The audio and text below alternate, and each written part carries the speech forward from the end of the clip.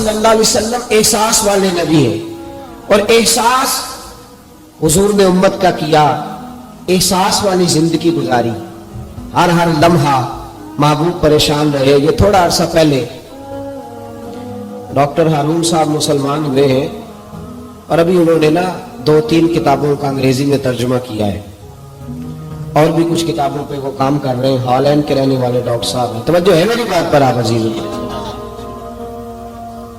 Doctor صاحب کہتے ہیں کہ میں نے یہ سنا تھا کہ مسلمان دہشت گرد ہیں، یہ بم بلاسٹ کرتے ہیں، تو میں جہاں لفظ اسلام آتا تھا وہاں سے میں تھوڑا بچ جاتا تھا، پیچھے ہٹ جاتا تھا، لیکن میرے مزاج کے اندر یہ بات شامل تھی کہ میرے اندر اللہ نے بڑا انسانیت کا جذبہ رکھا ہوا تھا، تو میں ایک تنظیم قائم کر رہا تھا۔ میرا خیال تھا کہ ایک ایسی جماعت بناؤں کہ جو پوری دنیا کے اندر اسلام،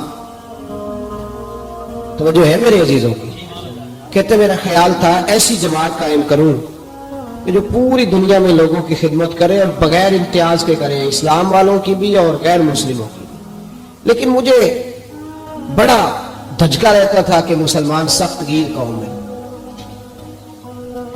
میں نے بہت ساری جماعتوں کا منشور اور دستور منگایا، اور میں نے کہا میں اپنی جماعت کا دستور لکھوں گا تو پہلے ذرا سارا میں مطالعہ کر لوں۔ ڈاکٹروں کا ٹیبل ہوتا ہے، اس کے اوپر شیشہ لگا ہوتا ہے، نیچے وہ جو چیز ضروری ہوتی ہے وہ رکھ لیتے۔ کہتے ایک مصر کے مولانا صاحب آئے ہوئے تھے ہالینڈ کے دورے پر، اچھی انگریزی جانتے تھے، تو کسی وجہ سے علیل ہو گئے۔ میرے پاس وہ آئے اور انہوں نے دیکھا کہ میں انسانی حقوق پر کچھ لکھ رہا ہوں، کام کر رہا ہوں، تو وہ دیکھ کر کے مجھے کہنے لگے کہ ڈاکٹر صاحب آپ کوئی تنظیم قائم کر رہے ہیں؟ میں نے کہا ہاں۔ تو کہتے انہوں نے ہلکا سا ٹچ دیا، زور نہیں دیا، ویسے بھی جو ہلکی بات ہوتی ہے وہ ذرا دل میں جلدی بیٹھ جاتی ہے۔ کہتے ہلکا سا ٹچ دیا، کہنے لگے اگر کبھی موقع ملے تو میرے نبی پاک کی بھی سیرت پڑھ کے دیکھیں، بس ہلکی سی بات، اور وہ جملہ چھوڑ گئے۔ اعلیٰ حضرت فاضل بریلوی علیہ رحمہ نے لکھا ضروری نہیں کہ تم جو کہہ رہے ہو وہ منوا کے اٹھو، لیکن میسج ضرور چھوڑ دیا کرو۔ جب انسان کے ذہن میں بات ہوتی ہے یہاں سٹاک ہوتا ہے جب بات کا، تو جب وہ کام کرنے لگتا ہے تو ایک دفعہ وہ بات سامنے ضرور آتی ہے۔ کہہ دیا کرو۔ انہوں نے کہہ دیا کہ ڈاکٹر صاحب ایک دفعہ حضور کی سیرت بھی پڑھ لیں۔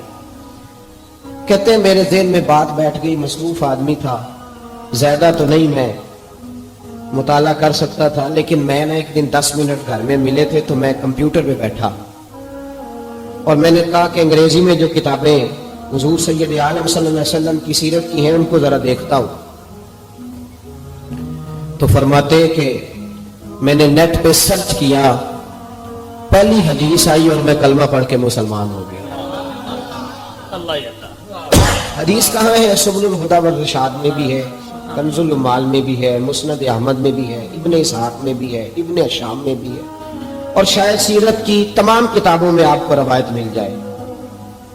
نبی پاک صلی اللہ تعالی علیہ وسلم کی حدیث اور روایت کرتے حضرت سلمان فارسی رضی اللہ تعالیٰ عنہ،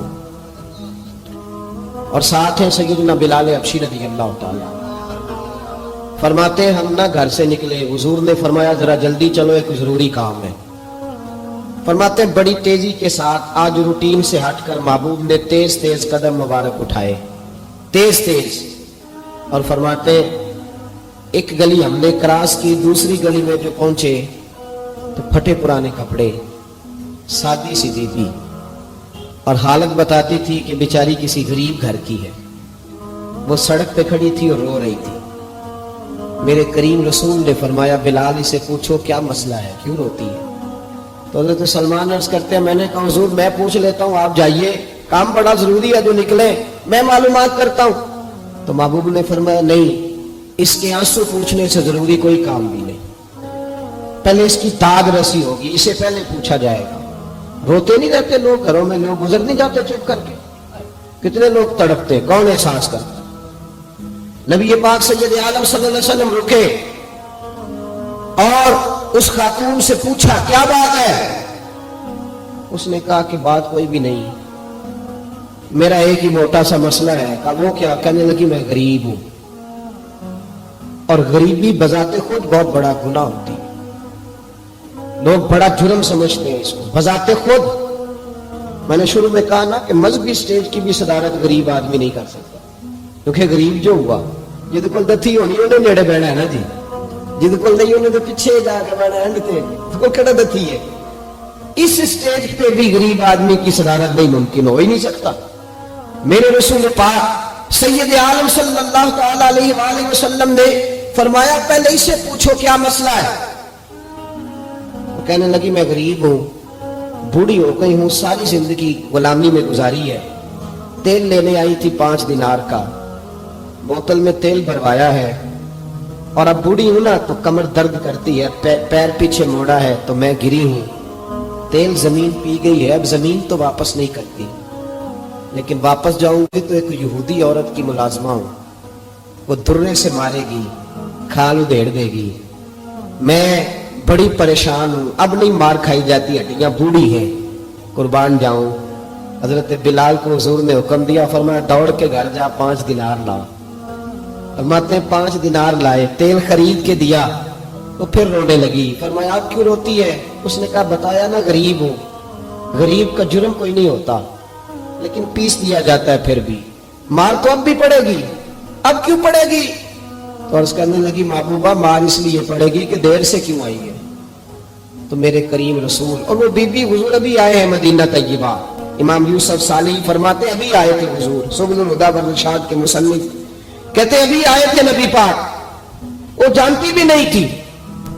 تو سید عالم صلی اللہ تعالی علیہ وسلم نے فرمایا اچھا مار پڑے گی؟ کہا او بھائی کاؤنسلر جو کل آپ کو کہہ رہا تھا نا میں آپ کا خادم ہوں، کاؤنسلر بے گناہ، بلکہ ہمارے ایس ایچ او صاحب اگر چودھری پہ پرچہ آ جائے تو اس کو ٹیلی فون کر کے پوچھتے ہیں صاحب جی تہاڈے خلاف درخواست آئی ہے کی کرنا ہے۔ تو غریب آدمی بیچارہ، اس کی غلطی یہ تھی کہ وہ غریب تھا تو اس نے ریڑھی لگا لی چوک میں، اس کو دبوچ کے لے گئے، تینوں پتہ نہیں اتنے نہیں کھلوئی دا، تو اس کے پاس کل انویسٹمنٹ ہی 5000 تھی، سارا لے گئے۔ پھر وہ کونسلر صاحب کے پاس چلا گیا، سر میرے نال چلے آگے ذرا میں تھانے جانا ہے۔ انہوں نے کہا گڈی کرائی ہے، پیسے ہیں نہیں، ایویں تھانے جائی دا ہے۔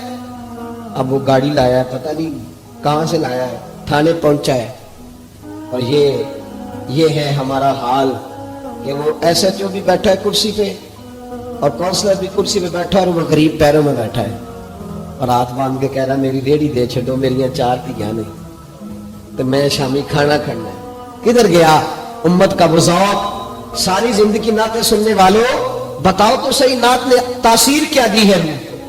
اگر ابھی بھی گھاڑی غریب کے پاس کھڑی نہیں ہوتی تو پھر کیا اثر ہوا ساری زندگی نعت سننے کا؟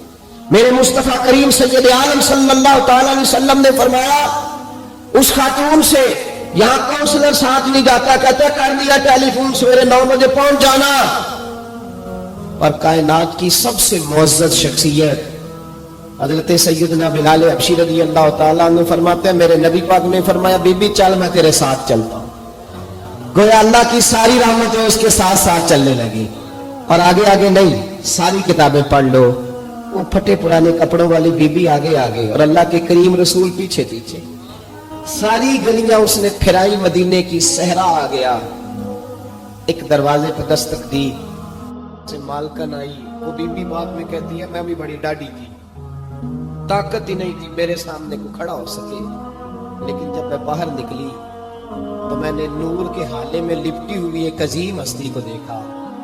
فرماتے محبوب کے گورے چٹے رنگ کے اوپر کالی زلفیں اور محبوب پاک کی مقدس آنکھیں جب تک بات کرتے رہے نظریں زمین پہ جھکی رہی۔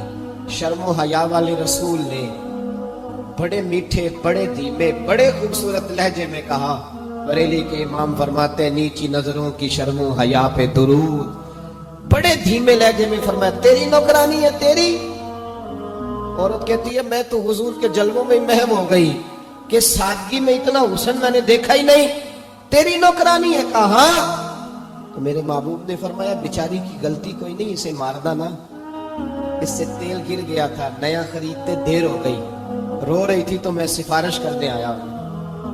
وہ خاتون کہتی ہے کسی کی نہیں مانی تھی، اور محبوب کے جملوں میں تاثیر اتنی تھی ککھ سواد نہیں مشری اندر، اسا کھنڈا بھی چکھ ڈٹھیاں، انہاں ساریاں شیواں نالوں گلاں سجن دیاں مٹھیاں، فرماتے ہیں نبی پاک صلی اللہ تعالی علیہ وآلہ وسلم نے فرمایا کچھ نہ کہنا. کہنے لگی نہیں کہتی، میرا وعدہ رہا، کچھ نہیں کہوں گی. اب میرے حبیب نے پھر نظر اٹھائی اور اس غریبنی کی طرف دیکھا اور فرمایا تو اگر کہے تو میں جاؤں، تو اگر کہے تو میں خود بھیک دے، خود ہی کہے منگتے کا بھلا ہو، تو اگر کہے تو میں جاؤں. اس نے خراج پیش کیا تو چند آنسو گرائے. کہنے لگی محبوبہ جیسے بندہ نوازی. حضور نے رخ پھیرا. حضرت بلال کہتے ہیں میں پیچھے رہ گیا تو وہ دونوں بیویاں دوڑ کے میرے پاس آئی. کہنے لگی بتا تو صحیح ہے کون، یہ بتا تو صحیح کون تھے. تو حضرت بلال کہنے لگی تم نہیں جانتے. جناب بلال فرمانے لگے یہی تو ہے جنہیں اللہ نے سچا رسول بنا کے بھیجا ہے. بیویاں دوڑ کے آئی. کہنے لگی محبوبہ دروازے تک آئے ہو تو خالی تو نہ لوٹاؤ، مہربانی فرماؤ ہمیں بھی کلمہ پڑھا دو. ڈاکٹر ہارون کہتے ہیں وہ بیویاں وہاں کلمہ پڑھ رہی تھی اور میں حدیث پڑھ کے کلمہ پڑھ رہا تھا. بھائی